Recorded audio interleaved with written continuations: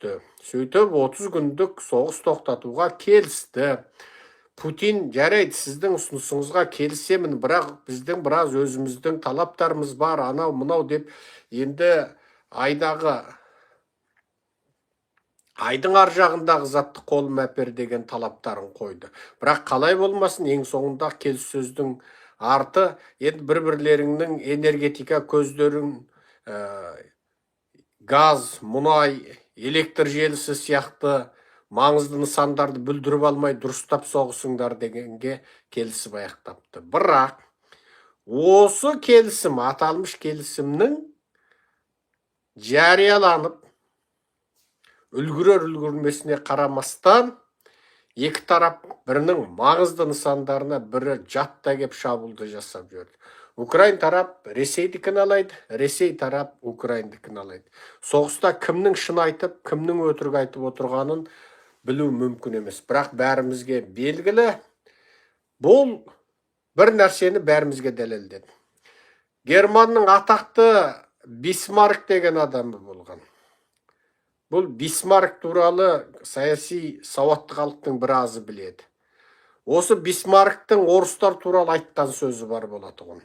Онда Бисмарк былай дейді: орыспен отырған келісім шарттың әр қандайы соны жазған қағаздың өзінен құнсыз деген еді. Сол Бисмарк. Енді қараңызшы, Путиннің сөзі не екендігін, оның берген уәдесінің қандай болатынын әлем тағы бір мәрте білді. Бұл біздің бүгінгі айтатын бірінші сөзіміз. Бірақ бұл соғыстың бәрінің мәні мағынасы Трампқа деген салмақ болғалы тұр. Мен осыдан 10 шақты минут әлде жарты сағат бұрын осы Атажұрт YouTube арнасының пост бөлімінде Әл-Жазира арнасы, Нью-Йорк Таймс газеті, және ABC телеарнасы, және Reuters агенттігіндегі біраз ақпараттарды аударып салып қойдым. Ерінбеген жұрт содан оқи жатар. Бұл біріншісі. Енді әңгіменің тоқ етері Трамптың ендігі қадамы не болады? Ол ары қарай мен болғанда соғыс болмас еді дейім екен. Енді ары қарай мен Ақ үйге кірген бірінші күні соғысты тоқтатам дейім екен. Жоқ, егер Путин соғысты жалғастыратын болса, оған қысымды күшейтем, sanctions, тарифтер деп тұрып айтқан сияқты, ары қарай Ресейге санкцияны көбейтем екен. Бұның барлығы белгісіз. Келіссөз сейсенбіде болды. Соғыс бейсенбіде ушықты. Әлгінде мен Фейсбуктегі латын жазуындағы Серікжан Біляш парақшамда да Киев Индепендент медиасының соғыс өрті туралы түсірген видеоларын жариялап қойдым, бөлісіп қойдым. Одан жұрттың бәрі көреді. Негізі оның сілтемесі біздің YouTube'тың постында да тұр. Адамдар өліп жатыр. Көп қабатты үйлер өртеніп жатыр. Украинаның бірнеше қаласына қатарынан шабуыл жасады. Украинада қарап тұрған жоқ. Олар да Ресейдің біраз маңызды жерлеріне дрондар ұшырды. Яғни екі жақ бірін-бірі аямай отыр. Енді бұның арты не болады? Сейсенбіде келісіп, бейсенбіде өртесіп, шабысқан орыс пен Украин дүйсенбіде Сауди Арабияның Әл-Риятына барады екен. Енді орыс пен Украинның ортасындағы соғысты Сауди Арабиядағы келіссөз тоқтатады деп үміт етеміз деп бәр ел үміт күтіп отыр. Бірақ әрине, орыстан өмір бойы тепкі көрген қазақ дейтін халықтың өкілі ретінде сөздің шыны керек. Моральдық тұрғыдан онша құп көрілмесе де, біз бұл соғыстың жалғаса бергенін қалаймыз. Орыстың атарға оғы қалмай, үрерге иті қалмай, сығарға биті қалмай, орыстың бүтін кірпіші қалмай, қаласы қирап, даласы қаңырап, жүгі шашылмай, шөбі жапырылмай қалса екен деп тілейміз. Себебі орыстар өмір бой тек айналасына соғыс ашып, қырғын, геноцид, тек қана қыру, жою, басқа халықтардың өмір сүруіне жол бермеу дегенмен ғана айналысып келген халық. Бұлардың сөздің шыны бүкірді көр түзейді дегендей, орысты тек қана өлім, Орысты тек қана осындай өнері, озығы күшті, қаруы күшті, осы замандық соғыс өнерімен ғана орыстың тәубесін бойына келтірмесе, бұл орыстардың сол сасық көкіректеніп, өздерін бүкіл адамзаттың ішіндегі ең мықтысы, ең великие деп ауырған. Яғни бұлардың бойында лағнет шайтанда бар, тәкаппарлық, сасық көкіректік ауруы бар. Яғни жаратушы Алла шайтанды басқа ештеңкесі үшін жек көрген жоқ, тек сасық көкірек тәкаппарлық үшін ғана қарғыстады. Орыстардың бойында шайтанның сасық көкіректігі бар. Бұл бірінші темамыз. Екінші темамыз. Әлгінде кеште Зеленский туралы Fox News'тан көріп қалдық па, CNN-нен көріп қалдық па. Бір ақпаратта Зеленский Еуропаның басшылары отырған дөңгелек үстелде экранда отырып сәлем жолдап отыр. As soon as possible 5 billion euro деп отыр. Ол деген сөз, қанша тез болса сонша жақсы, бізге 5 миллиард еуро көмек керек деді. Енді мен ойлап отырмын. Еуропа шынында Зеленскийдің сұрағанын бере ме? Зеленскийге қарап кейде жаның да ашып кетеді. Бірақ кейде ойланам, соншама қырғын ақша шынында қайда кетіп жатыр? Қайда кетіп жатыр? Оның енді есебін сұрайтын біз емеспіз. Бірақ осы кейде алаңдайсың. Алаңдайым да мысалы. Бұларың да советскийлер ғой. Бірдеңкен ұрламаса, ішкен асы бойына батпайтын советскийлер тұр ғой. Бұлар еуропалық, америкалық өркениеттік деңгейге, тәртіпке, түзімге бағыну дейтінге әлі келе қоймаған советскийлер. Сондықтан кейде мен ойлаймын, осы Украинаңнан да ертең бір заман өткеннен кейін мына жақта ел былай қырылып жатса, мына жақта былай ұрлап жатты деген бір әңгімелерді естіп, бәріміздің аузымыз аңқайып, егіміз түсіп қалмаса болғаны. Әрине ондай болмағанын тілейміз. Бұл екінші әңгіме. Үшінші сұмдық әңгіме, мен кеше салып қойдым YouTube-тың пост бөлігінде. Мынау Запорожьедегі, мынау Украинаның, бұрынғы Украинаның атом электр станциясы бар. Оны қазір орыстар басып алған, соғыс бастала салған сәтте. Бұл бүкіл Еуропадағы ең үлкен атом электр станциясы. Бірақ орыс қалай басып алғаннан бері ол тоқтап тұр. Енді қараңыздар. Осыны Нью-Йорк Таймстың жазуына қарағанда Трамп сол электр станцияны бер депті Зеленскийге. Зеленский алсаң ал депті. Бәрібір оның қолында емес қой. Ол қазір жаудың қолында. Енді жұрттың бәрі осыған таң тамаша болып, неше түрлі болжал айтып отыр. Зеленскийден Трамптың Запорожье атом электр станциясын сұрауы, Трамп оны орыстың басып алғанын мойындап отырған жоқ дейді. Яғни Запорожье атом электр станциясы сол жерімен, қаласымен, территориясымен Зеленскийдігі. Яғни оны сұрасам, Зеленскийден сұраймын дегенді білдіреді дейді. Бұл бір. Екіншіден, сен бересің ба депті, ол берем депті. Бәрібір ол бермеймін деп айта алмайды ғой. Себебі оны қазір орыс басып алып тұр. Енді ол деген сөз, Трамп орыстан Запорожьеде электр станциясы маған бересің, мен ол жерде электр өндірем, сосын ол электрді мен жаңағы Еуропаға, Украинаға сатам, анау-мынау дейді. Ал Путин Трамптың қолын қайтара ала ма? Демек қайтара алмайды. Ал бұл жерде, егер шынында Трамптың бұл жоспары іске асып, бұл Запорожьедегі электр станциясын Америка ала жатса, онда ол деген нені білдіреді? Ол Украинаның осы уақытқа дейінгі ең басты проблемасының бірі энергия көзі. Себебі орыстар Украинадағы энергияның, электрдің 20% беріп отырған атом электр станциясын басып алды. Және қазір ол жабық жағдайда. Ол деген сөз, Америка бұны қолға алды деген сөз, Украинаға кем дегенде 20% электр қуаты, бүкіл мемлекеттің 20% электр қуаты қалпына келеді деген сөз. Бұл бір. Екіншіден, Американың атом электріне қатысты бір маңызды адам әлгінде телевизорда көріп отырғанымызда кешті ауыз ашқанда. Айтып отыр, Америка ол электр станцияны басқара алатын, жүргізе алатын, меңгере алатын мүмкіндікке ие деп отыр. Демек, Америка тарап бұған құлықты деген сөз. Ең бастысы. Егер орыс жаулап алған Украинаның атом электр станциясын Трамп алды деген сөз, енді оған қаратып орыс оқ ата алмайды деген сөз. Демек, екі елдің ортасында буферлік зона сияқты зонаны қалыптастырып, атом электр станциясын Трамп ұстап отыр деген сөз бүкіл Еуропаға енді екінші бір Чернобыль қаупі төнбейді деген сөз. Мәлім деңгейде екеуінің ортасына бірін-бірі жаңағы аямай соғысып, қырылысып жатқан Орыс-Украин ортасына Американың атом электр станциясын желеу қыла отырып кірісуі деген сөз, бұл анығында бұл өте үлкен прогресс деп айтуға болады. Тек бұл қазірше ауыз жүзінде айтылып отыр. Енді нақтылы іске кірісіп, Американың күші Орыс-Украин ортасына кірсе, мүмкін Орыстың да аптығы басылып қалар ма еді. Тек солай болсын деп тілейік. Бұл екінші үлкен ақпарат. Үшінші үлкен ақпаратымыз. Дүйсенбі күнгі келіссөзде орыстарда, украиндерде не айтады екен? Қазір орыс тарап Еуропаны сынап, оны әлгінде аударып пост бөлімінде салып қойдым. Еуропа Украинаны милитаризацияландырып жатыр дейді. Сонда не көмек бермеу керек пе екен?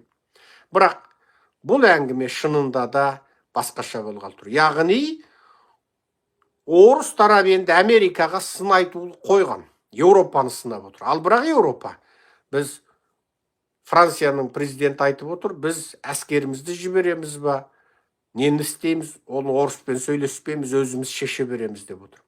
Демек, алдағы уақытта Украинаның негізгі қолдаушысы, қуаттаушысы сол Еуропа болып қалатын көрінеді. Ал ол деген сөз, орыс кем дегенде батыс әлемін қазір екіге бөліп қарайды. Кем дегенде Америка менен орыс ортасында бір жылымық орнайды. Ол деген сөз не?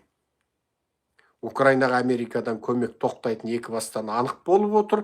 Ал орыс мүмкін Американың тісіне тимеу үшін кем дегенде кейбір нәрселерде ымыраға келуі бек мүмкін. Яғни бұрын Байденнің кезінде Еуропада бір, Америкада бір, екеуі одақ, НАТО болған. Орыс жаңағы екеуінде жау көреді. Сондықтан ол Иранға да, Қытайға да барынша жақындай түсті. Иранда, Қытайда орыстың өлсе бір шұқырда, тірі болса бір төбеде болатын сенімді серіктеріне айналып қалды. Қытай орыстың соңғы тиынын, соңғы қанын сіміріп алды. Неге? Шұрым-бұрымының бәрін орысқа тықты. Орыс Қытайдан алмасқа шарасы жоқ. Неге? Бүкіл дүние жүзінен шеттетілді. Енді осы орайда саудагер Трамп орыспенен екі жақты аса зор көлемдегі экономикалық қатынасты орнатамыз деген сөз. Мүмкін ол орыс Еуропадан ала алмай тұрған біраз затты орысқа береді, бұл бір. Екіншіден, орыстың біраз шикізатын енді Америка алады.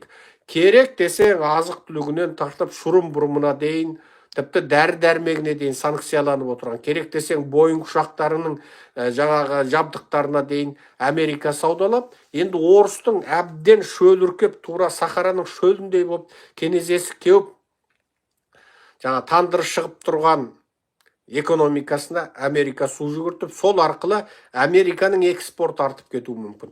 Бұл керісінше бүкіл орыстың қазір киім-кешек, дәрі-дәрмек, тұрмыстық техникасына дейін бүкіл нарығын жаулап отырған Қытайды қыстырып шығару мүмкін. Ең бастысы, алдыңғы лекцияларымызда айтқандай, орысты бауырына тарту арқылы Қытай мен Иранды оқшаулау жоспарына Трамп ресми түрде қол жеткізді деп айтуға болады. Бірақ біз қорықтық қой, соғыс тоқтап қалады деп. Әрине біз орыстан тепкі көрген халықтың өкілі ретінде соғыстың жалғасқанын қалаймыз. Орыстың экономикасының күйрей түскенін, оның шовинистік пиғылының, аптығының басылғанын қалаймыз. Демек, соғыс жалғаса түсетін болып тұр. Бұл бүгінгі біздің лекциямыздағы үшінші әңгіме болғалы тұр. Ал төртінші әңгіме Қытайдың медиаларының бәрінде Ли Кашен, гонконгтық миллиардер Ли Жашинді сынап мінеу науқаны қозғалды. Қытайдың ұлттық медиасы Шинхуа агенттігінің барлығы Ли Жашинді Қытайдың реформа есік ашу саясатының жаңағы пайдасын көрді. Сол Қытай коммунистік партиясының реформа есік ашу саясатының нәтижесінде байып ең алғашқы азиялық миллиардерге айналды. Енді су ішкен құдығына түкіріп, мынау Панама каналын Америкаға сата салды. Бір ауыз жаңағы Қытай компартиясынан сұрамады деген мәнде бүкіл Ли Жиашыңды қаралайтын мақаладар қаптап кетті. Ендігі әңгіме. Бұл Қытайдың шын мәнінде Гонконгты, Макауды, тағы басқа шетелдегі өзінің жаңа Хуарын Хуачау дейді, жаңағы Қытай диаспорасы ұйымдары сияқты осындай жұмсақ күштер арқылы бүкіл дүниежүзінің экономикасын, идеологиясын контролдап отырғандығының дәлелі. Ли Гачен анығында Гонконгтық болғанмен, ол анығында Гонконгтағы үлкен экономикалық құлдырау кезде Гонконгтың бүкіл үйін сатып алып, артынан Гонконгта қайтадан экономикалық өрлеу болғанда оны бәлен есе қымбатқа сатып, содан күрт байыған адам. Кейін одан тапқан ең алғашқы табысын басқа бизнестерге салып, сосын дүние жүзіндегі барлық ірі порттарды сатып алып, сол порттар арқылы көтерілді. Одан ары қарай Қытайдың жаңағы реформа есік ашу кезінде Қытайдың ішкі қалаларындағы, үлкен қалаларындағы жылжымайтын мүлік саласына қаржы салды. Коммунистерменен жаңағы ауыз жаласты, әмпай-жәмпай болды. Сөйтіп, Қытайдың экономикасының ең алғашқы өркендеу кезінде ол инвестор болды және Қытайдың нарығынан ең көп пайда табушы болды. Бірақ Ли Жиашың енді Трампқа сатам деген Панама каналындағы порттарын сатуды тоқтатама. Ол Қытай компартиясының қысымынан қорқып, Американың қаһарына қалуды таңдай ма, жоқ Американың қысымынан қорқып, Қытайға не қылсаң оғыл, мен Америкаға қарсы келмеймін дей ма. Бірақ Ли Жиашың сатпаймын десе, оған ойбай ұят болды-ау, енді сатпасаң қайтейік деп қарап отыратын Трамп бар ма? Бұл алдағы уақытта Қытай мен Америка ортасындағы үлкен бір саяси қырқыстың белгісі болып, халықаралық сахнаға шығатын болып отыр. Бұл міне бүгінгі біздің лекциямыздағы ең маңызды түйін. Ал қазір Америкада саяси күрес ушыға түсті. Теслаға қарсылық ушыға түсті. Тесланың басқа жарнашылары Илон Маскты Тесланың жарнасын сатып, Тесладан кетуге шақырып жатыр. Бірақ Илон Масктың SpaceX-і ғарышта 9 ай қамалып қалған. Байден кезінде Boeing компаниясы ғарышқа шығарып, со беті әкелмей ғарышта қалып қалған бір еркек, бір әйел ғарышкерді алып келіп, міне бүкіл жер шарының алдында беделін тіктеп, жарнасы өсіп тұр. Бірақ Илон Маск өздерінің сұхбатында оған өлім қаупі де төнгенін, қазір ол қаншама мына демократтардың кезіндегі былықшылықты ашқан сайын оған қарсы жаңа қысымда күшейіп жатқандығын айтып отыр. Бірақ ол бәрібір қайтпаймын деп отыр. Енді арты не болады? Бұл Илон Маск пен Трамптың Америка қоғамына жасаған бұл сұрапыл, астаң-кестең өзгерістерінің арты жақсылыққа апара ма, әлде жамандыққа апара ма? Жоқ, әлде Трамп бұрынғы Америка қоғамына принциптік өзгерістер енгізбекші болған президенттерге жасалған қастандық сияқты қастандық ұшырап, Кеннедиге, мысалы Линкольнге жасалған қастандықтар сияқты қастандық ұшырай ма? Әлде Илон Маск Американың маңдайына сыймай қала ма? Оны бір Құдай көрсете жатар. Бірақ қалай болмасын, Америкада қазір өте сұрапыл өзгерістер болып жатыр. Мысалы, қазір Education департаментін, яғни білім және ғылым департаментін, былайша айтқанда, біз айтқанда ғылым және білім министрлігін жауып тастады. Трамп жауып тастады, бүгін бұйрық беріп жауып тастады. Мақсат не? Федералдық жүйедегі бұндай құрылымның керегі жоқ. Білім және ғылымды әрбір штат өз қолына алу керек деді. Енді біраз адамдар оны құптап жатыр. Себебі ол шектен тыс штаттардың жаңағы білім саласындағы ұқсамайтын ерекшелігін тияды. Енді әрбір штат өз оқу жүйесін өз жағдайына қарай орналастырады дейді. Ал біреулер бұл керісінше кейбір штаттарға тиімсіз дегенді айтады. Бірақ қалай болмасын, Трамп осындай қысқартуларды көбейтіп жатыр. Өте көп көбейтіп жатыр. Енді сөздің шыны керек, бәлем бай жыл жеп отырған нанынан айырылып қалғаннан кейін, әлгі құйрығы креслоға жабысып қалған, өмір бойы 20 жыл, 30 жыл, тіпті алды 40 жылдан бері сол мекемелерде жұмыс істеп отырған, жаңа атқарушы, мысалы министр болып, департамент бастығы болып отырған аталмыш басшылар, лауазымды тұлғалар, Олар Трамптың осы реформаларын жақсы көреді ғой дейсің бе? Бәрі де бір жіліктің майлы басын кеміріп отырған Трамп келді де бәрінің жеп отырған нанын тартып алып отыр. Яғни мемлекеттің бюджетін үнемдейміз деп көп адамдар жұмыстан қуылды. Трамп қуды. Енді бұның арты Америкада өте бірімен бірі өліспей беріспейтін саяси күреске әкеле жатыр. Оның арты жақсылық апармай ма, қазір оны ешкім білмейді. Бір жаратушы ғана біледі. Бұл Америкада саяси күрес ушыққанының бір белгісі. Енді қазір мынау екі тарап, Орыс пен Украин тарап, сөздің шыны керек, әрқайсының қолы қарсы тараптың жағасында кететін көрінеді. Өлгенде көрге де алысып бірге кететіндей екеу алысып отыр. Трамптың соғысты тоқтатам дегені бұл екеуіне өте ме өтпей ме қазірше ешкім білмейді. Бірақ Орыстың әр күні соғыстан қырылғаны біз үшін алғанда үлкен жақсылық. Әр күні сөздің шыны керек, Орыстың бәлен техникасы қирады, түген адамы өлді дегенде сөздің шыны керек. Орысқа деген соншалық жек көрінішімменен мен оған рахаттанып тұрып қуанам. Мысалы, бірнеше қысқа ақпаратты оқып жіберейін. Ресей президент Владимир Путиннің көмекшісі Юрий Ушаков Сауд Арабиясының Ар-Рияд қаласында атысты тоқтату туралы келіссөздер дүйсенбіге жоспарланғанын айтты дейді. Келіссөз дүйсенбіге тағы жалғасады екен. Енді бұл жерде жаңағы Песковтың сынағын айтады. Кремльдің баспасөз хатшысы Дмитрий Песков Ресей мен Америка құрама штаттарының Қара теңіз бастамасын қалпына келтіру және ықтимал атысты тоқтатудың басқа да аспектілерін талқылау үшін Сауд Арабиясында кездесетіндігін айтты. Песков сондай-ақ еуропалық елдерді бейбітшілікке ұмтылудың орнына милитаризацияландыруды және соғыс тарапына айналуды жоспарлап отыр деп айыптады дейді. Көрдіңіздер ме?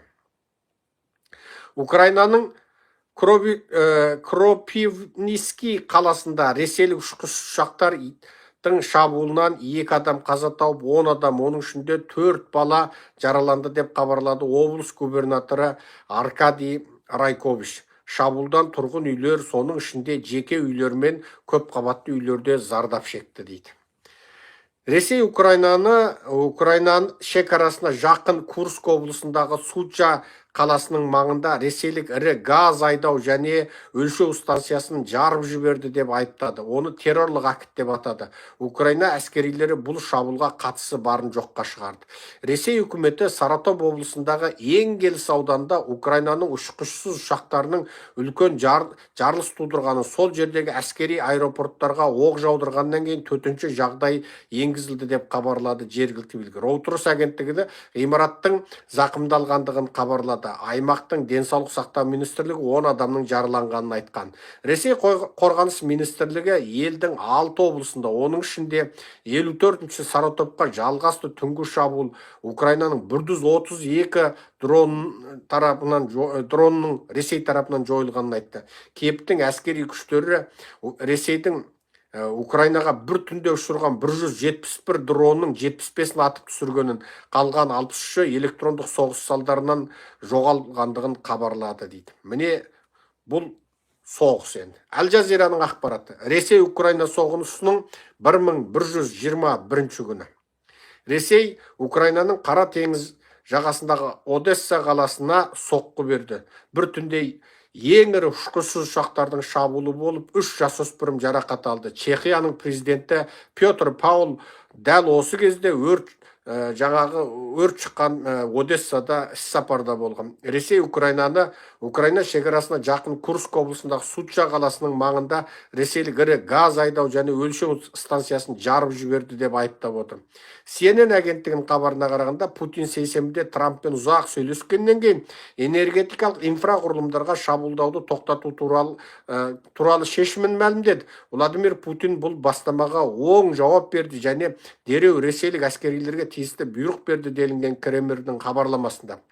Кеңірек күйде атысты тоқтату туралы талаптардың бір бөлігі ретінде Кремль Путин бұған дейін талап еткен бірнеше қатаң шарттарды қойды. Мысалы, Киевке барлық шетелдік әскери көмекпенен барлауды тоқтату және Украинаның кез келген әскерге жұмылдыруларын болдырмау ана мынау деген ақпараттар. Бұл енді сөздің шыны керек. Міне орыс-украин ортасындағы біраз дүние. Ал бүгінгі лекциямыз осымен тамам. Қалың елім, қазағым. Сіздерде міне ауыз ашар уақыты болды. Ұстаған оразаларыңыз қабыл болсын. Жаратушы жасаған барша игі дұға тілектеріңізді қабыл етсін. Енді өте өкінішті түрде қазір Ақтөбеде су апаты болып, былтыр ғана салынған су жаңа асфальтты алып, ауылдар, елді мекендер, тұрғын үйлер суға кетіп жатыр екен. Біз бұны ертеден айттық міне. Қыстың кезінде, қыс енді басталғанда көктем қалай келеді, Қазақстанды су алады. Су жаңа Қазақстанның су жаңа өкіметі су басқан қазақ халқын құтқара алмайды дедік. Қалың қолынан боқ келмейтін боқ-қарындар, сәбет сасыған сасық коммунистер Көкшетауға барып, аяқ астынан аталмыш қазақ құрылтай дейтін құрылтайды өткізіпті. Ол құрылтайға сол биліктің айналасында жүрген, сол биліктің итаяғынан жуынды шетіндердің анауында мынауында жиып алыпты. Әйтеу билікке тым жақын жүрген адамдарды шақырғандығы белгілі. Бірақ аталмыш қазақ құрылтайы көрші елдің, шет елдің тілінде өтіпті, қазақ тілінде емес. Сөйтіп, кәкір шүкір қоқыр қоқсық әңгімелерді айтып, анау ақ болды, мынау көк болды деп боқта шешпей тарасыпты. Енді бұндай мәні жоқ, мағынасы жоқ, түк шешпейтін жиналыстан гөрі суға кетіп құлап жатқан үйлерді, мынау батпақ кешіп мектепке барып жатқан балаларды, осы сияқты мәселелерді назарға алып, халықтың шынайы мәселесін шешкені әлдеқайда дұрыс болар еді. Бірақ Қазақстан дейтін мемлекетте билік әлдеқашан бөлек бір жақта, халық әлдеқашан бөлек бір жақта, халық өзі жылу жинап, өзінің мәселесін өзі шешеді, газдың құбырын өзі қаздырады, үйіне газды өзі жалғайды, электрдің ақшасын төлеп өзі жасайды, өздері айыппұл төлейді, өздері ақшасын төлеп емделеді, өздері ақшасын төлеп баласын оқытады. Енді мен ойлаймын, осы өкіметтен не істейді қазақтар? Осы өкімет неменеге керек? Тек айыппұл салып қазақтың миын ашытуға гене керек. Яғни билікте тек қана осы арам тамақ, қан шер, қан сорғыш паразиттер ғана отыр. Ал қарапайым халық, сөздің шыны, өкімет бір жақта айдалада қалған, халық бір жақта айдалада бөлек өмір сүріп жатыр. Енді не істейміз? Басқа айтарымыз жоқ.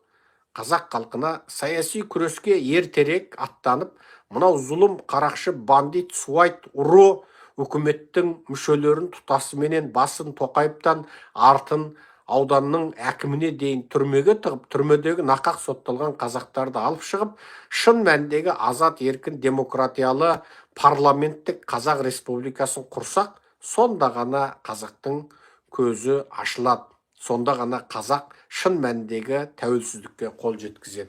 Біздің бүгінгі сөзіміз осымен тамам. Аман сау болыңыздар. Оразаға байланысты қысқа нұсқа сөйледік. Бөлісіп таратыңыздар. Біз әлгінде ғана ауыз бекіттік. Ауыз бекіткенімізге де бірнеше сағаттың жүзі болған жоқ. Бізде міне таңғы сағат 8-ден 36, сіздерде түстен кейінгі сағат 5-тен 36 болды. Ауыз ашуға сіздерде енді қай жерден шығып отырсыздар? Ауыз ашатын уақыттарыңыз болып қалды-ау деймін әр жерден. Батыс Қазақстан, Ақтөбеде ғана жай кештеу ашады, Қостанайда. Қалған көп жұрт ауызды ашып та қойған боларсыздар, Сіздердің уақытпен ауызды қай уақытта ашады? Мен білгенде ауыз ашатын уақыттарыңыз болып қалды. Ал басқа қандай сұрақтарыңыз бар? Шығыс Қазақстан Үржар дейді. Үржар толға менің туысым ғой. Мен Үржарда болдым. 2002-2003 жыл болдым. Үржарда болдым, Мақаншыда болдым, Жалаңашкөлде болдым. Анау тағы көлдің маңында ғана ауылдың атын еді, сол жерлерде болдым. Әзір ұмытыңқырап тұрмын. Үржардағы қалың туыстарыма сәлем жолдаймын. Жаратушы Алла Үржар халқын панасына сақтасын. Алакөл Үшаралда да болдым, иә. Бәрі мен туыстар ғой, Алакөл, Үшарал, Үржар, Мақаншы, мен туыстарым ғой. Аман болыңыздар. Сұрақтарыңыз болса қойыңыздар. Сұрақтарыңыз болса бір-екі сұраққа жауап берейік, болмаса демалайық бізде. Жезқазған дейді, Жезқазған аман болсын. Түркиядағы көтеріліс, көзқарасыңыз қалай? Түркиядағы көтеріліске мен көзқарасым айтқан, мен қайталап айта салайын. Бұл Ердоған 22 жылдан бері Түркияда билікте отыр. Көз алдарыңызға елестетіңіздер. Назарбаевтан не айырмасы қалды? 22 жылдан бері отыр. Мен қазақтарға айтам. Анау Ердоғанды жақсы көретін қазақтарға айтам. Ердоған саған не істеп берді? Қазақстанда Ердоғаншыл, Тураншыл, Туранизм, пантүркизммен ауыратын қазақтар бар. Мен соны түсінбеймін. Не істеп берді сендерге? Сол Туранизмші, пантүркизмші Ердоған не істеп берді? Ердоған диктатор. Олардың құрған мынау Туран одағын құрамыз, Түркі одағын құрамыз, анау мынау деп Орта Азияның 5 президенті бар, Түркиямен, Әзербайжанмен, мынау бір анда-санда боқ шешпейтін бір өтірік бір жиналыстар өткізіп отырғанның барлығы тек диктаторлар өздерінің әрқайсының бағып отырған қойлары бар, соны алдау үшін, алдарқату үшін жасаған дүние. Тоқаевтың, Назарбаевтың бағып отырған 20 миллион қойы бар. Мына Мирзаевтың бағып отырған бір 30-40 миллион қойы бар. Ердоғанның бағып отырған 80 миллион қойы бар. Илхам Әлиевтің бағып отырған 7 миллион қойы бар деген сияқты. Мына Садыр Жапаровтың бағып отырған бір 6 миллион қойы бар. Сол қойларын айтады, міне біз деген кереметпіз, міне Түркі одағы, пантүркизм, Туран деп жаңағы бір болмайтын көбі келесті бір көз алдарына елестетіп, жаңа кәмпит беріп алдап отырады, сөйтіп. Бір идеология керек қой. Енді марксизмнің өтірік екені білініп қалды. Енді бірдеңе изммен алдау керек қой халықты. Сөйтіп алдайды. Сонымен халықтар ойлайды бір. Жаңа кеше ғана Совет деген үлкен империяда өздерін жаңағы Совет адамы деп, дүниедегі ең бақытты адамбыз деп жүрген бір үлкен отбасының үлкен құшағында, жылы құшағында жүрген сияқты сезілген, өзін өзі Совет адамы сезініп жүргенде, енді ана жақтан бір аға пайда болып, жаңа бауырымыз бәріміз деп жаңағы.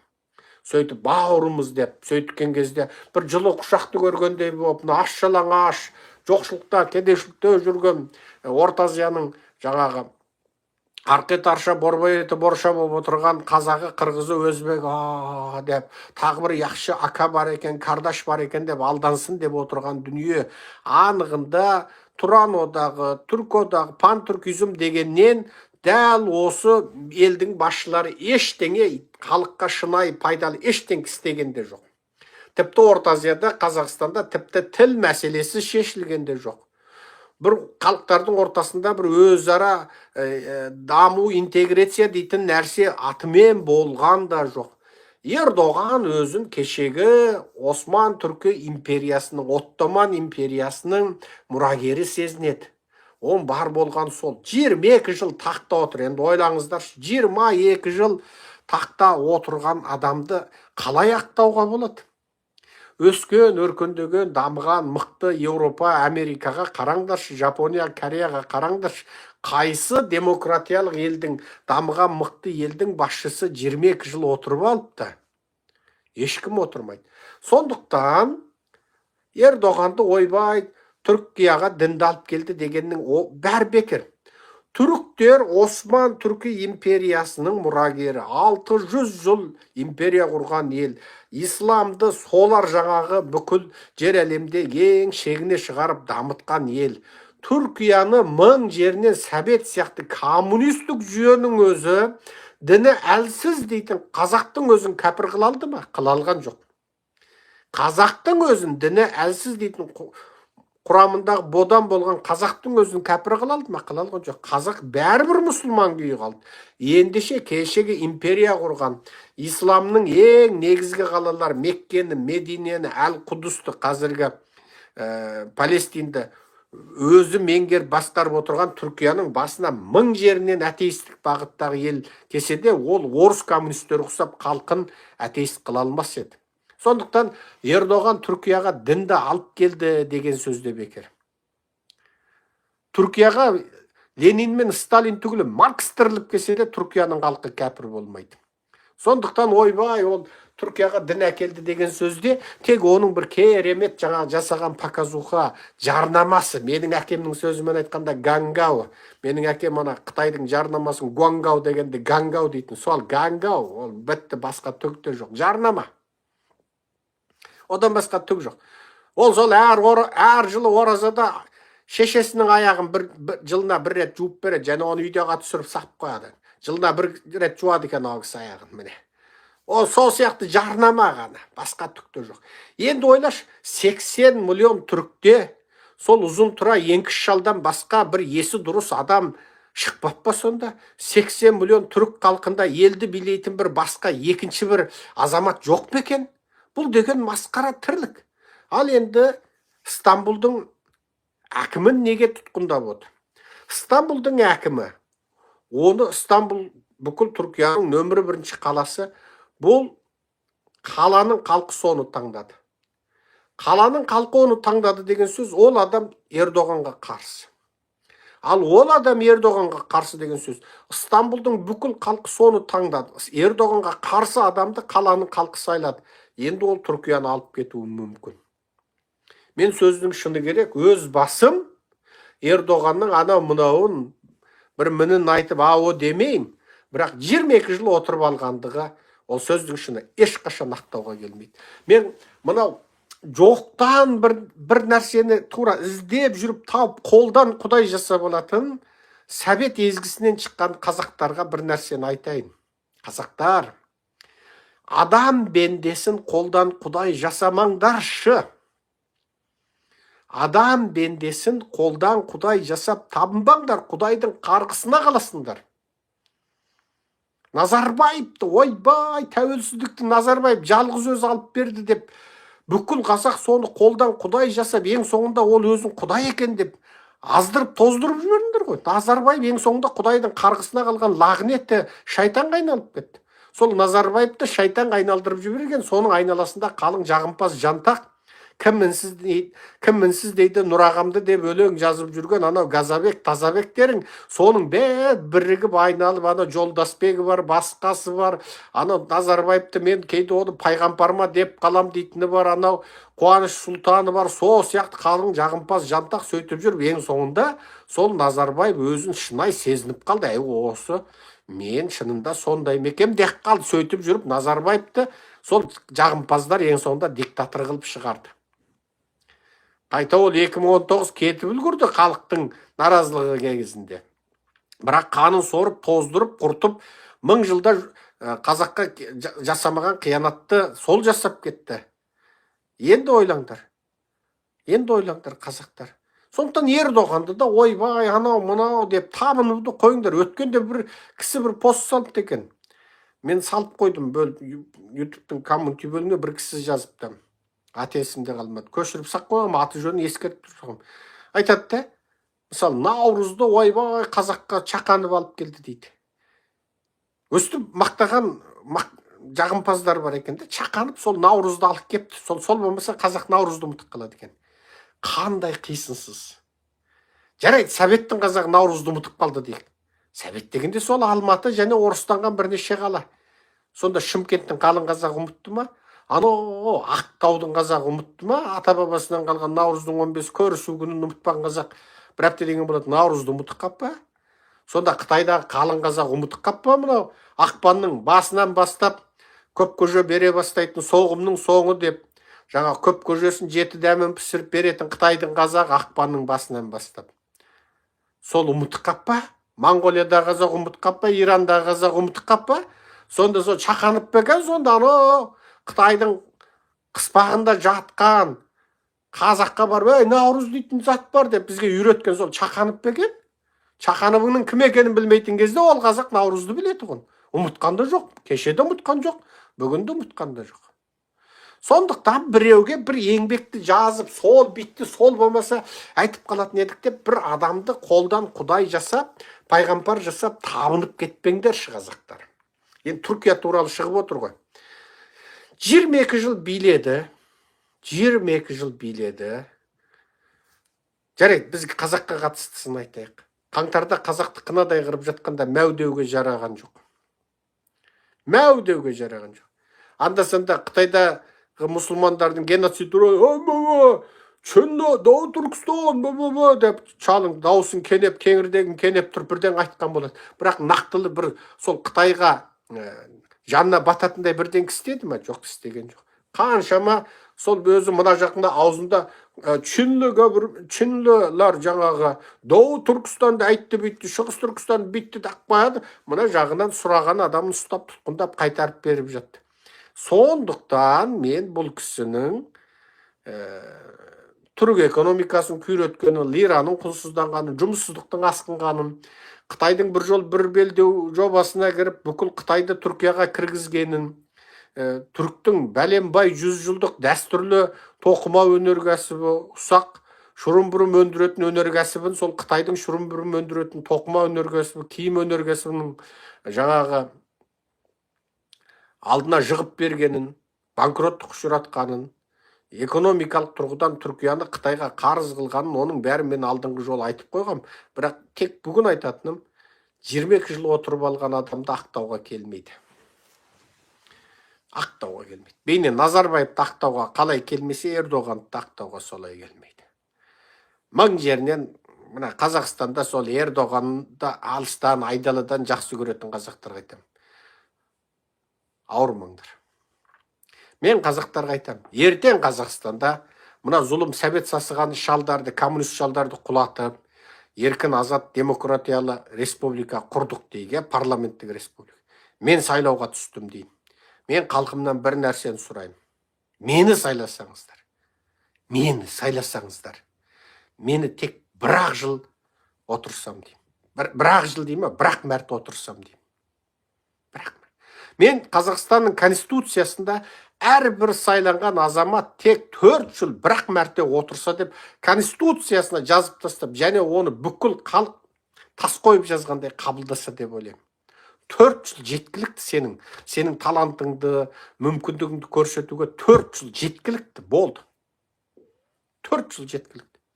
Сол екінші мәрте сайланбай-ақ қойсын ешкім.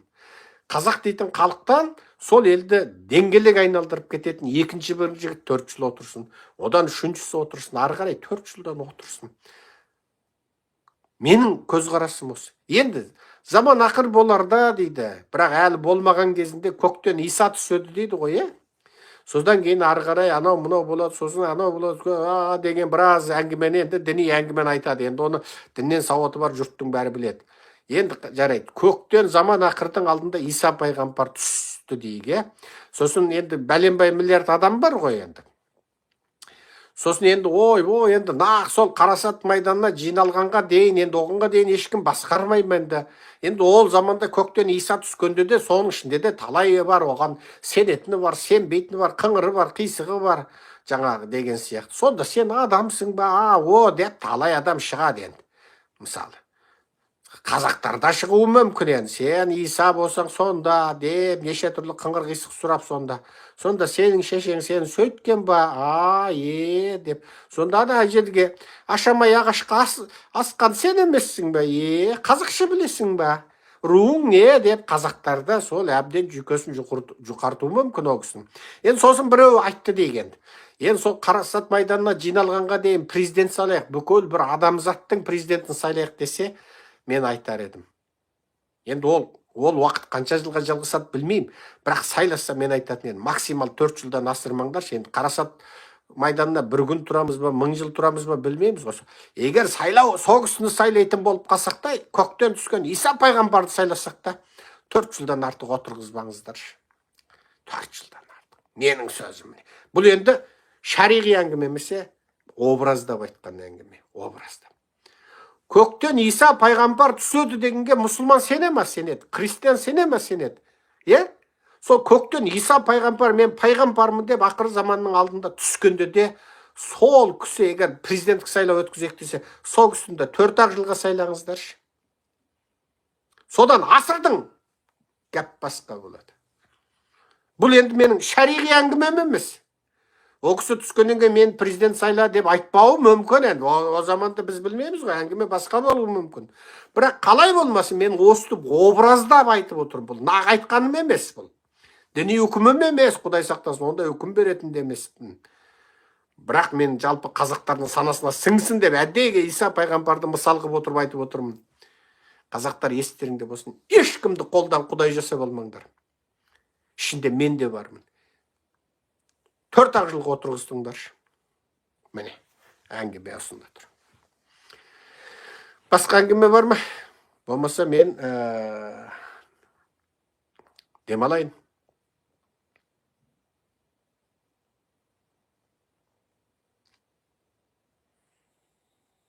Демократтар бүлік шығарам Америкада. Әбден мүмкін, шығару мүмкін. Жаңағы сондай бірдеңке болу мүмкін, біз білмейміз. Бірақ Тесланы өртегендерін Трамп айтты, оны ел ішіндегі террористер деп, оларды жазалаймыз деді. Және бір мынау Венесуэла дейтін ел бар, кезіндегі бай, қуатты коммунистік ел болды, социалистік ел болды, мұнай болды, Чавес деген келді де құртты мысалы. Сол Венесуэла деген бай болғанда Құдай сақтасын, Венесуэланың жай коммунистері, жай қалың жаңағы үкіметтік мекемеде жұмыс істейтін, қат жазатын, ауылдық аудандық үкіметтің қатшы қыз әйелдеріне дейін ұшақпен ұшып мына Майамиге келеді екен 70-80 жылдарда. Сонда олар деген мына Америкадағы білдей ақ жағалы, жоғары деңгейдегі, жоғары табысты, орта таптан жоғарғылар сатып ала алмайтын қымбат, мынау бренд, еуропалық, америкалық бренд, сағат, бренд, сумка, бренд, киім, бренд, әтір деген сияқты бәрін жаңағы топ-тобымен сатып алып, америкалықтардың көзін қызартады екен. Ол заманда Венесуэланың тура ақ деген алғыс, қара деген қарғыс болып тұрған ел. Кейін міне Венесуэлаға мынау Чавес деген келді, одан Қытаймен одақ болды, Қытайдың бір өңір бір белдеуіне кірді, быт-шыт, қысқасы қазір ол тасталқан шыққан, былыққа батқан, ыңыршақ шыққан елге айналды. Сол Венесуэланың бір топ бандиттік, қарақшылық, қылмыстық топтарын Трамп мынау оңтүстік Америкадағы Салвадорға, Салвадор еліне салып жіберді ұшақпенен. Сөйтіп еді, оны бір сот Трамптың бұл үкімін терістеді. Бірақ ол Трамптың үкімін сот терістеген кезде Трамптың бұйрығы атқарылып, ол ұшақ Америкаға тән теңіз аясынан шығып, әлдеқашан халықаралық ортақ теңіз аясының төбесінде ұшып бара жатқан. Сонымен айтты, бұйрық атқарылып кетті деді. Соныменен оны Трамп наразы болды. Трамп наразы болып жазды. Неге? Сонда біз ашық бандит қарақшылық топты, сонда мен шетелге депортациялай алмаймын ба мен президент басыммен деді. Содан Трамп алды да оны жаңағы сотты импичмент жасап қызметінен кетіреміз деді. Қызметінен кетіреміз деді, ол оның сөзі ғой, ол алам деп ала алмайды. Себебі оны Конгресстен 3-тен 2-ден артық дауыс беріп, сөйткенде ғана ол сотты қалдыра алады. Трамп оны қызметтен кетірем деп кетіре алмайды. Міне, Америкадағы демократ. Трамптың бұйрығының күшін жоюға Америкадағы қарапайым соттың құқы бар. Ал оны қызметінен алып тастауға Трамптың құқы жоқ. Оны анау Конгресстегі бәленбай депутаттың 3-тен 2-ден артық дауыс бергенде ғана алады. Енді қазір ортада мынандай әңгіме шығып жатыр. Трамп айтады, Трамптың жақтастары айтады, Трамп мысалы соғыстық жағдайда генералдарды сен алай, сен бұлай деп, әскери бөлімшелерді сен алай бар, сен бұлай бер деп бұйрық бергенде, сонда біздің соттарымыз сол президенттің бұйрығының әрқайсысын жоқ өйтпейсің, ол генералды анда жібермейсің, мына генералды мында жібермейсің деп соттардың келуге құқы бар ма дейді. Президент кім? Америкадағы әкімшілік құрылым. Сот кім? Заң, жаңағы атқару құрылымы. Конгресс төменгі қауым палатасы кім? Заң жасау құрылымы. Енді қазір Америкада 3 билік бөлініп отыр. Енді қазір Трамптың бұйрықтарының кейбіреулерін осы соттар бұйрықтың күшін жойғызып, бұл қазір Америкадағы әкімшілік пенен сот ортасындағы бір текетіресті қалыптастырып қойды. әкімшілік пен сот ортасында. Трамп айтады, бұл Венесуэланың жаңағы кез, анау 70-80 жылғы байбақты Венесуэланың кейінгі тасталқан быт-шыт болған Венесуэланың қылмыстық топтарын мен елден қуа алмаймын ба дейді. Олар айтады, олар Америкада қылмыс жасаған жоқ дейді. Трамп айтады, олар Венесуэланы быт-шыт қылған оңтүстік Америкада атышулы қылмыстық топ. Олардың адамдары Америка жерінде қылмыс жасамағанмен бәрібір қылмысқа қатысы бар ғой дейді. Себебі олар қылмысты ашық жасамағанмен жасырын жасалып жатқан бәленбай адам зорлау, тонау, анау мынау қылмыс, есірткі бәрі сондай қарақолдық сипаттағы күштерге қатысты ғой. Және бірі Салвадорға неге жібересің дейтін әңгіме қозғалды. Салвадордың президенті Марко Рубио Американың бас хатшысы барғанда әрбір қылмыскерге жылына бәленбай мың доллардан түрмеде оларды Америка үшін қамап берген үшін сервис ақысын аламыз деп келісті емес па? Оның ең атақты түрмесінде 40 мың жер бетіндегі ең ауыр қылмыскерлер тұрады. Және бірі жаңағы Венесуэлалық бандиттік қарақшылық күштерді әкеткенде камераға түсіріп тұрады. Тура екі қолынан екі полиция және желкесінен тура сығып отырып, аналар бүкшүйтіп, еңкейтіп отырып, аяқтарында кісен, қолдарында көзір салып тұрып алып кетті. Оны айтады, бұл адамдық құқыққа қайшы анау мынау дейді. Ал бұл жердегі бір нәрсе, олар Америкадағы басқа есірткімен, фентанилмен, героин, кокаинмен қатысты және адам ағзасын ұрлайтын, анау мынау саудалайтын соция қылмыстық топтарға ескерту. Оның бәрі кезінде, Байденнің кезінде шекараны ашып тастағанда әйдер ажа, қойдыр, қожа жоқ кезде қазаннан қақпақ кеткенде иттен ұят кетеді дегендей Америкаға білгенше келіп алғандар. Енді Трамп соны тазалап жатыр. Ел оған разы болып жатыр. Неге? Қылмыс 90% азайып отыр. Ұрлық азайған, тонау азайған, бала ұрлығы азайған, қыз зорлау, әйел зорлау азайған, жаңағы есірткі саудасы азайған. Міне бұның барлығы Трамптың нәтижесі. Тіпті Трампты күні түні 24 сағат жамандайтын демократтардың ел райын байқау сауалнамасының өзі Трамптың рейтингісі бұрын соңды болмаған деңгейде көтерілгендігін мойындауға мәжбүр болып отыр. Енді көп өзгеріс бар. Көп өзгеріс бар. Бірақ енді көп жұрт айтады, ойбай, Трамп айтты, бітті, соғысты бітті, Ресейді айтты дейді. Соғысын жүріп жатыр ғой, болды ғой. Сөздің шыны керек. Соғыс тоқтап қала ма деп біз де қатты алаңдағанбыз, бірақ соғыс жүріп жатыр. Жақсы болды. Тілей беріңіздер енді. Басқа не керек?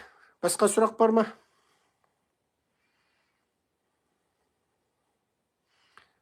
Қытай қаптады Орта Азияға дейді. Қайтып қарсы тұру керек дейді. Мемлекеттеріңдегі мұна билік, Қытай құл билікті қуыңдар. Сосын нағыз ұлтшыл демократтарды билікке әкеліңдер. Сонда ғана мына қаптаған орыс пен Қытайдан құтыла аласыңдар.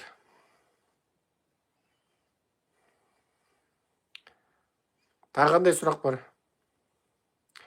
Ши Цзиньпиннің шашы неғып бір түнде ағарды дейді. Мен оны фотосын қиып алып салып қойдым YouTube'де. Тұр пост бөлімінде.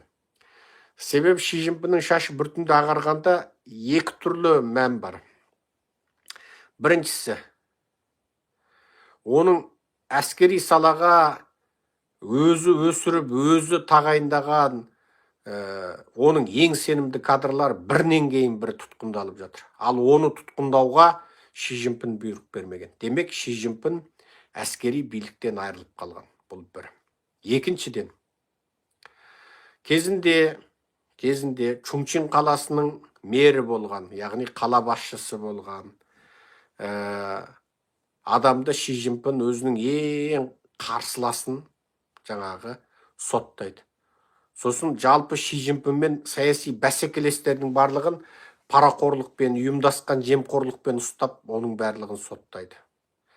Жаңа Чунчин қаласының мері, әкімі болған Бошилай деген адам болды. Бошилайдың әкесі Бойбо деген генерал болды. Бұл Бойбо, бұл Қытай компартиясында жалпы Мао Цзедонның қасында жүрген ең сенімді адамдар болды. Ши Цзиньпиннің әкесі Ши Цзюньшин, ол да Мао Цзедонның қасындағы сенімді адамдардың бірі болған. Кейін Маудың қудалауына ұшыраған. бір кезде Маудың ең арып ашқан кезінде Мауды құтқарып қалған, сондықтан Мау оған өшігіп кеткен, өзін құтқарған адам. Неге? Ол Маудың ең бір арып ашқан кезінің куәсі болып қалды. Мау тіпті соның босағасында жанын сақтап қалды. Сондықтан Мау оны қудалады. Неге? Маудың әлсіз кезінің куәсі болды. Сөйтіп ол Мауды құтқарамын деп басы бәлеге қалған адам.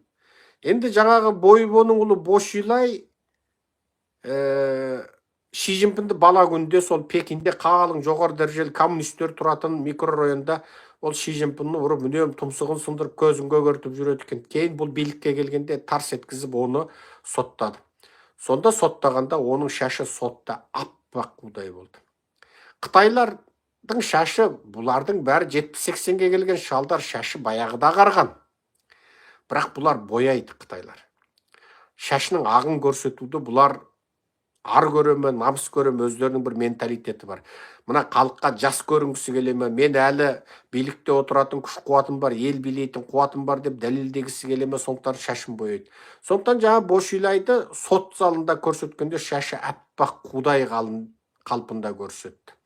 Демек оған түрмеде шашын бояйтын сервис көрсетпей қойды. Енді Ши Цзиньпиннің шашы туралы айтуға болады. Ши Цзиньпин біріншісі қатты уайымдап шашы шын ағарды, бұл бір. Екіншісі, оның шашы баяғыда ағарған, оны бояйтын уақыты болмады. Себебі саяси күрес қатты ушығып тұр, екі. Үшіншісі, оның қазір билік өзінде жоқ. Ол бейне түрмеде Бошилай сот залына шыққанда, оның шашын боятпай қойғандай, Ши Цзиньпинге де осы күйі шығасың деді. Саған бояу сервис жоқ, осы шашың ағарған күй жүресің деді. Яғни оның өз еркі өзінде жоқ деген сөз. Қысқасы оны осылай түсінуге болады. Әдетте Қытайлардың басшылары өле қалғаны сол шашын жылтыратып, бояп, бір талын ары бері жібермей, тарап, майлап, қатырып, сөйтіп отырып жүреді. Енді жалпы Қытайда білесіздер, экономика қатты күйреп бара жатыр. Міне, өткенде WhatsApp'та, мына TikTok'та Қытайдағы қазақтардың бір-екі видеосын тарап жүр екен, көрдім, күлдім. Қытайдың қазақтары жүр екен, мына Үрімшідегі үй бағасы құлады деп, жаңағы үйге сараптама жасайтын блогерлер сияқты. Үрімші қаласында кезінде миллионға саталмаған үйлеріңізді қазір миллионға сатпаған үйіңізді қазір жарты миллионға сата алмайсыз. Бәлен регион, түген регионда үй бұлай болды дейді. Қытайда үй құлады дегенде біз осыдан 1,5-2 жыл бұрын айттық қой. Хыңда Житуан, жаңағы Evergrande Corporation, осының бәрі корпорациялардың барлығы Нью-Йорк сотынан банкроттық қорғау туралы жаңағы өтініш тапсырғанда, Қытайдың нөмірі 1 компаниясы Гонконгта сот оның қарыздарын ретімен төлеу туралы бұйрық шығарғанда осының бәрін аударып жариялады. Енді міне араға 1,5-2 жыл салғаннан кейін Қытай түгіл, қазағының өзі міне жылжымайтын мүлік құлады деп жатыр. Қытайда дағдарыс өте сұмдық. Қазір тек ол сырты былай жасырынып тұр, жасырып ұстап отыр. Ол бірақ күнде сәбет құсап атылады, көбігі атылады. Сол кезде қаулайлым сол кезде болады. Міне, мына YouTube-қа кіріңіздер. Мен кешем алдың күні бір видео көрдім. Ауыз ашар аз қалған кез, 1 сағатта қалған кез, жаңағы сөйлейін десем шама жоқ. Кенезем кеуіп, қарным ашып, қарасамнан қал кетіп, кәдімгі сөйтіп телевизорға қарап отырған кезім енді. Сөйтсем Шанхайда адам жоқ дейді.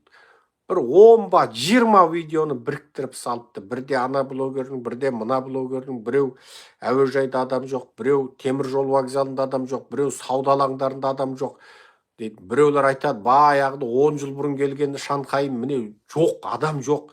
Келмей-ақ қойыңдар, Шанхай деген түкте жоқ дейді. Біреу ана Нанжинлу Бушинже деген бар, Шили Нанжинлу Бушинже деген бар. 10 шақырым Нанжин көшесі, жаяулар жүретін көшесі деген бар. Шанхайда ғана Уайтан деген жер бар. Кезінде жаңағы еуропалықтар Шанхайды бөліп алды ғой. Шанхайда жаңа Жапон регионы бар, Англияның кесіп алған жері бар, Американың кесіп алған жері бар, Бельгияның, тіпті Түркияның кесіп алған жері бар деп біраз жерлер болған. Сол айтан сол кезде сол тұтас еуропалық стиль, енді оны Шанхай деп айта алмай қаласың, Еуропа екен деп қаласың. Сол жерлерде қазір адам жоқтың қасы. Дүкендер жабық бәрі. Не болған деген, бәленбай блогерді қиып бәрін біріктіріп ютубке салып қойыпты. Шанхайда адам жоқ дейді. Неге кетті? Бұның екі мәні бар. Біріншісі, Қытайда зор көлемде шетелге қашу іске асып қойған. Жанын салып шетелге кетті бұлар. Американың өзінде бәленбай миллион Қытай қашып келді. Енді Трамп соны қуып жатыр, мысалы. Анау Нью-Йорктағы, Вашингтондағы Чайнатаундар қазір ит жалағандай болып қапты. Жоқ.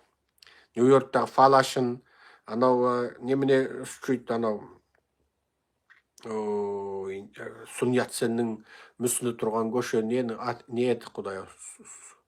Солар бәрі жылан жалағандай болып. Жақсы қуып жатыр. Енді бірі өткенде мынау шетелде Қытай демократы Вунжау деген бар, Канадада тұратын. Wunjao.ca деген сайты бар. Сонда ол кісі бір нәрсе жариялапты. Жасанды ақылменен тексергенде дейді, Илон Масктың жасанды ақылымен тексергенде, мынау 3 жылдық коронавирус кезінде Қытайда 200 миллион адам өліпті дейді. Оны олар жалпы адамдардың, желідегі адамдардың азаюы, тұтынудың азаюы, салықтың азаюы, неше түрлі онлайн тапсырыстарға тапсыратын әрбір жеке аккаунттың азаюынан есептеп, жалпы Қытайда жасанды ақыл арқылы есептегенде 200 миллион адам өлген дейді. Оған дәлел 2020 жылғы менің лекцияларымда тұр.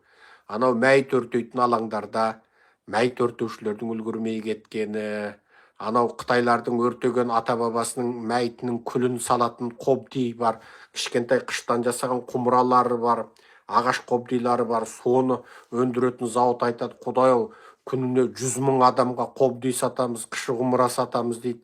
Сонда ойла, анау үлкен қалаларында 100 мыңдап сатып жатса, оның бәрі не болды? Осыдан ақ ойлауға болады. Енді Ши Цзиньпинге мен өз басым разымын. Мына қытайшылдар бар ғой Қазақстанда, Омарәлі Әділбек, Дүкен Мәсімхан, Мұқан Мамытхан, жаңағы кім еді? Сол қытайшылдар бар ғой. Жалпы Нәбижан Мұхаммедхан деген сияқты. Бұлар Ши Цзиньпинді басқа қырынан жақсы көреді. Мен олардан мүлде басқа қырынан жақсы көремін. Олар Ши Цзиньпинді енді батыр, Еуропа Америкамен ұстасты, коммунизмді, марксизмді, маузидоңизмді қалпына келтірді деп жақсы көретін шығар. Мен енді Ши Цзиньпинді енді Қытайды өстіп көрге сүйреген үшін жақсы көремін. Мен Пөтенжанды да жақсы көремін, сөздің ішіне керек.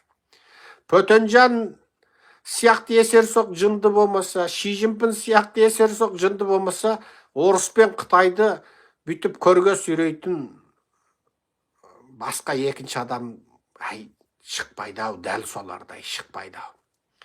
Мына Пөтенжан есірік 30 күнге тоқта дегенде тоқтай салмай қайтадан соғысты ашқанда мен қуанып кеттім, жарайсың дедім.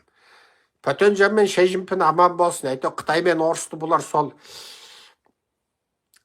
көрге апарып, ақымын жауып, тепкілеп, теуіп, көміп, осы екі империяны осы екеуі құлатады енді. Ал қандай сұрақтарыңыз бар? Қандай сұрақтарыңыз бар?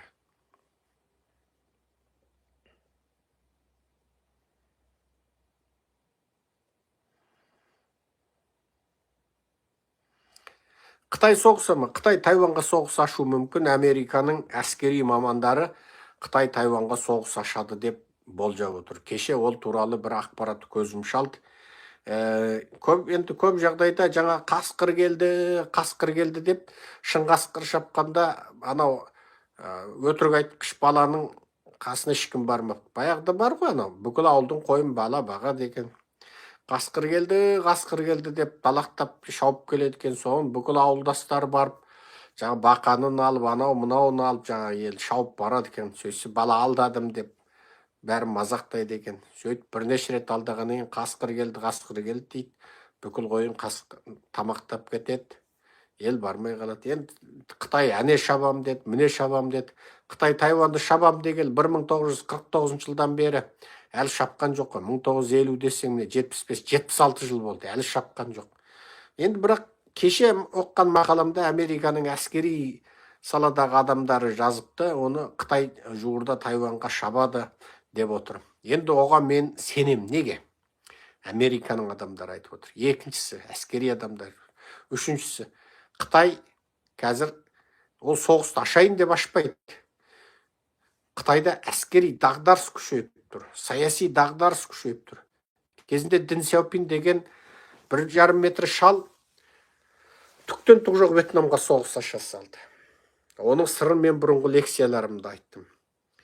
Кезінде Мао Цзедун түктен түк жоқ қарап тұрып, мына Корейге 1 миллион әскер жіберді. Неге?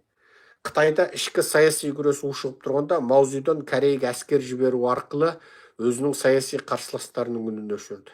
Қытай компартиясындағы беделін тіктей түсті. Бірақ ұлынан айырылып қалды сол соғыста.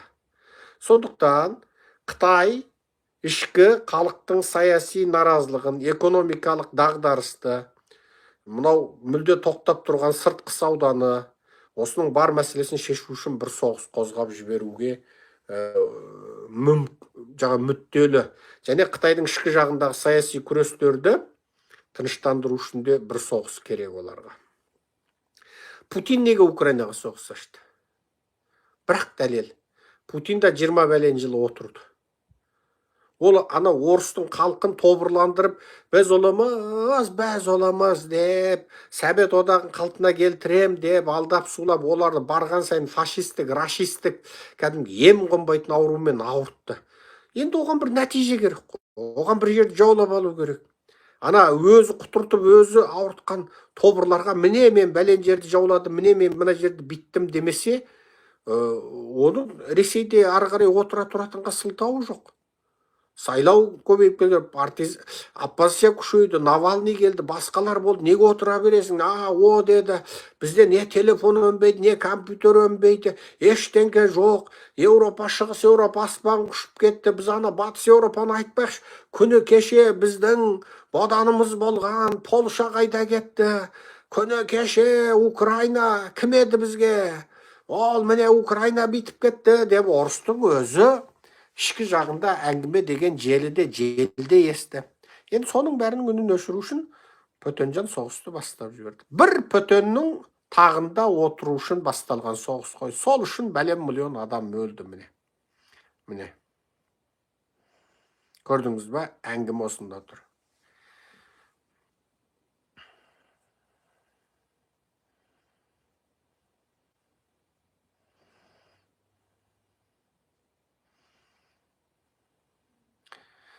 Біз қашан 100 миллион боламыз дейді.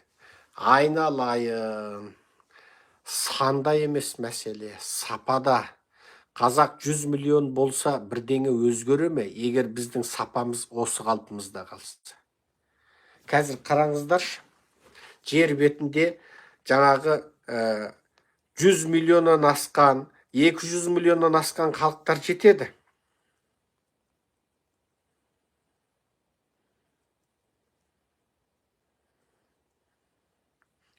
100 миллионнан асқан, 200 миллионнан асқан халықтар жетеді. Мысалы, міне санды міне сіз жазғанда қарай салдым. Индия 1,43 миллиард. Чайна 1,41 миллиард. Америка 334,9 миллион. Индонезия 281 миллион. Индонезия мұсылман мемлекет 281 миллион. Пакистан 255 миллион. Нигерия 227 миллион. Бангладеш 172 миллион. Енді осы жердегі мен басқа елдерді айтпаймын. 281 миллион Индонезия, 255 миллион Пакистан, 227 миллион Нигерия. Осылар дүниеге не өндіріп, не қойып, не дамып, бүкіл жердің бетінде бір тағыр қататындай жаңалық ашып, өсіп, өркендеп тұрған халықтар ма? Мәселе санда емес, сапада. Пакистан осы бірдеңе өндіріпті деп естисіңдер ме? Иә, картоп өндіріп, картоп Астанада сатылады Пакистанның. Мысалы, мәселе сапада.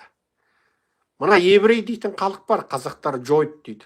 Осы жойттардың саны қазақпен бірдей. Өзі 15 миллион ба, 20 миллион ба сондай ғана халық. Бірақ қазақ қайда, еврей қайда? Бір жерде, бір көкте. Бүкіл жер бетіндегі жаңалықты жойыт ашады. Бірақ қазақ ашқан жаңалық бар ма? Бүкіл жер бетіндегі миллиардерлердің дені еврейлер. Америкадағы 5 профессордың біреуі еврей профессор. Бүкіл Нобель бейбітшілік сыйлығын алатын, Нобель жаңалықтар сыйлығын, физика, химия, медицина, анау мынау салада Нобель сыйлығын алатын 100 ғалымның 20-сы еврей болады. Эйнштейн еврей, Оппенхеймер еврей. Ары қарай есептей беріңдер. Сондықтан сол Израиліңде қанша халық бар өзі? Израиль санаңдаршы өзі. 15 миллион ба, 13 миллион халқы бар. Израиль ана жерде 6 миллиард арабыңның тасталқаны шығарып отыр. Бүкіл арабың 460-470 миллион. 6 миллиард деші. Соның тасталқаны шығарып отыр. Экономикасын да, саясатын да, дінін де тастай қып ұстап отыр. Ғылымын ұстап отыр. Қаруы қандай мықты. Қару жасау үшін бас керек. Бас болмаса қару жасай алмайсың. Егер Украинаның қаруы мықты болса, Еуропа мен Америкаға жалынар ма еді? Орыстың алдында қор болар ма еді? Қару жоқ.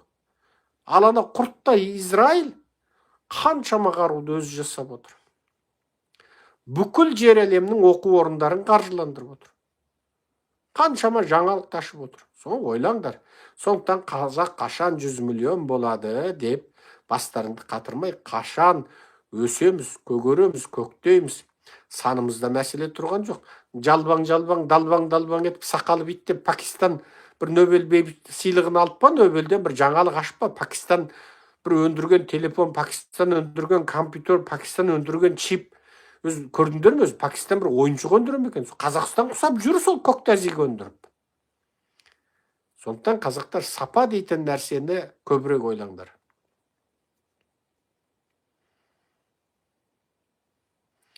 Демократия орнаса не болады, Серікжан аға дейді. Әйей болады. Жақсы болады.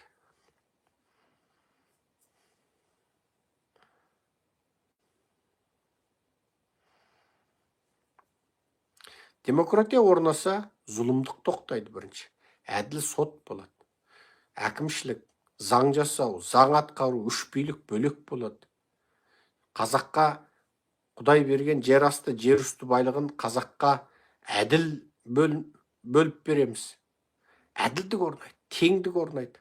Нақақ соттау болмайды. Баспасөзде еркіндік болады. Саяси ойыңды айтқан үшін нақақ сотталмайсың. Зұлымдық, парақорлық тоқтатамыз.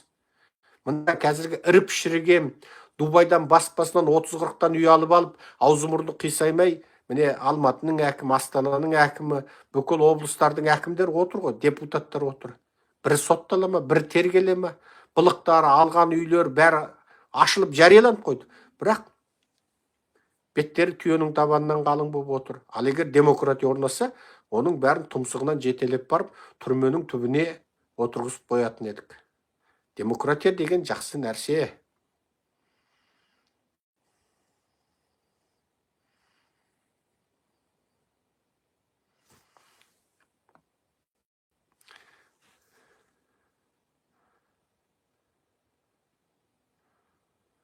Не дейді? Тұрарбек Есжанов дейді. Орыспен батыс тұрғанда сенің айтқан ертегің болмайды, біләш, алдама олай дейді. Ой, Тұрарбек Есжанов. Сен Есжан емес, есі жоқ жан екесің. Мен сені бұғаттаймын. Бұл саған ем қонбайды, саған ем қонбайды, саған. Орыспен батыс тұрғанда дейді. Мемлекеттің тағдырын шешу үшін сауатты, саналы халық керек. Ал халық саналы, сауатты болса, айналасында кім тұрса да солар мықтап өмір сүреді. Оның дәлелі Израиль. Оның дәлел кеше Советтің қылышынан қан тамып тұрған заманда Латвия, Литва, Эстония қалай өздерінің ұлттық ұпайын түгендеп отырды. Соның дәлел. Сол Советтің құрамында болып, Латвия, Литва, Эстония орыстарға бағынған жоқ. Әңгіме осында тұр. Неге сайлауға түспейсіз, біз сізді қолдаймыз дейді. Азамат Ерболат. Азамат, сен түрмедегі Дума Мұхаммед-Кәрімді нақақ сотталған, түрмеге нақақ сотталған Марат Жыланбайды, Асқар Сенбайды, Айгерім Тілеужанды құтқарып алшы. Сен соларды түрмеге барып, соларды мына мерекесімен құттықтап, солардың әрқайсысына бір ыстық тамақ, жылы киім апарып, олардың артында аңырап қалған отбасына, бала шағасына барып, бір қолын алып, жалғыз емессің, біз біргеміз деп айтшы, сосын барып сайлауға түспейсіз ба деген әңгімеңді айтарсың. Қалай сайлау болады Қазақстанда мына зұлым жүйе тұрғанда? Партия құрам деген Асқар Сенбайды 7 жылға соттаса, Марат Жыланбайды 7 жылға соттаса, айыбы партия құрам деген. Журналист Дума Мұхаммед-Кәрімді 7 жылға соттады. Оның түк кінәсі жоқ қой, ол журналист қой, ол тек өз ойын айтты. Америка, Еуропада журналистердің президенті жерден алып жерге салады. Ол үшін ешқайсы сотталмайды.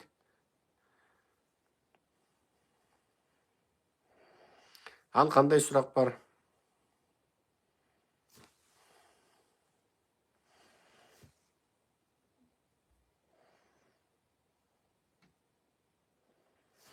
Жастар, сіздің бейне баяндарыңыз TikTokқа салып, халықтың көзін ашуға тырысуда, оған ойыңыз қалай дейді. Сала берсін TikTokта. Басқа айтарым жоқ.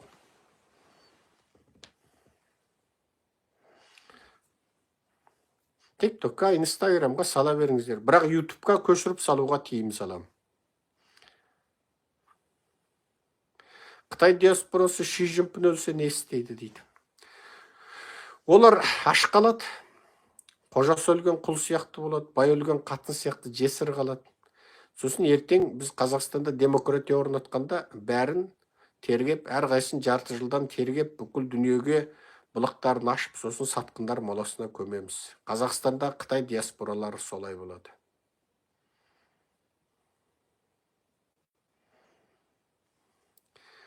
Қандай сұрақ бар?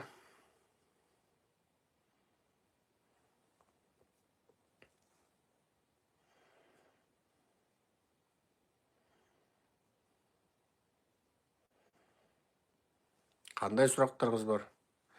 Қытай Ауғанстанға ақша беріп жатыр, бұның соңы не болады? Ауғанстан Қытайдың иті, мен оны баяғыдан айтам. Олар ел аман, жұрт тынышта, Америка шегінбей тұрғанда талиптер алдымен Гуанчжуда жиын ашты, артынан Урумшиде жиын ашты, оның бәрін ұйымдастырып берген Қытай болатығын.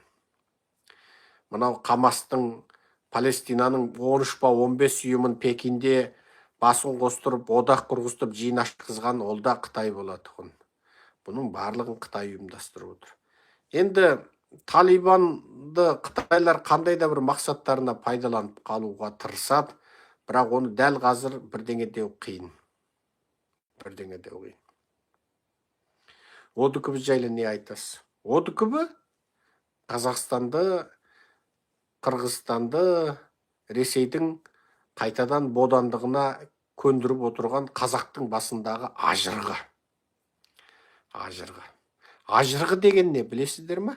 Ертеде тұтқынға түскен адамды, тұтқынға түскен құлды, ауыр қылмыс жасаған адамды, құтырып кеткен адамды басынан тақтай кигізтеді, мойнын ғана шығарып. Мойнын ғана шығарып, дәу тақтай кигізтеді бұлай. Басы ғана болады. Соны ажырғы дейді. ОДКБ қазақтың басындағы ажырғы. Қандай сұрақ бар? Түркияда көтерілістің арты не болады дейді. Мен енді Түркияда бір үлкен қырғын соғыс, бір ұлттық мемлекеттік жіктеліс болса екен деп тілемеймін, бауырлас халық. Бірақ Түркияда көтерілістің арты Ердоғанды тақтан тайдырумен бейбіт күйде мемлекетте бір саяси өзгеріс болып, халық өздерінің лидерін өзі таңдайтын, Түркияны бір демократияландыратын, еркіндікке, демократияға, ашықтыққа, жариялыққа қарай бастайтын бір өзгеріс болса екен деп тілеймін.